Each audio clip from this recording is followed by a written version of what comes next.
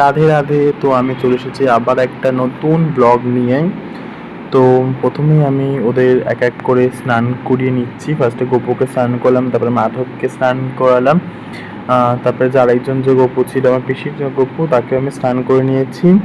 আর যেহেতু চন্দন যাত্রার মাস চলছে, তো আমি প্রত্যেক দিনই প্রায় চেষ্টা করছি যে একটু একটু করে হলেও চন্দনটা গায়ে ওদের দেওয়ার জন্য, যতই লেট হোক না কেন। আর আরেকটা স্পেশাল জিনিস আছে, যেটা হচ্ছে আজকে আমি ব্লগ বানাচ্ছি আমার দিদি বাড়িতে বসে।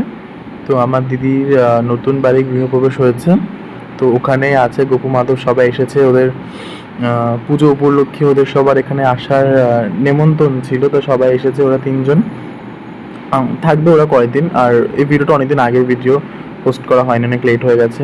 তো ওদের তিনজনকে হালকার উপর শৃঙ্গার করিয়ে আমি সুন্দর করে ফুল টুল দিয়ে সাজিয়ে নিয়েছি। আর এই যে আমার রাধা গোবিন্দ, আমার বলা ভুল, মানে আমার দিদি বাড়িতে এটি গৃহপ্রবেশে একজন দিয়েছে, আমার খুব ছবিটা খুব পছন্দ হয়েছে বলে আমি সেদিনকেই নিয়ে আমি ঠাকুরের আসনের এখানে রেখে দিয়েছি। আর তোমরা দেখো, ওদের আমি লাড্ডু দিয়েছি আজকে খেতে, মিষ্টি ছিল না ঘরে। তো কেমন লাগলো তোমরা জানিও অবশ্যই।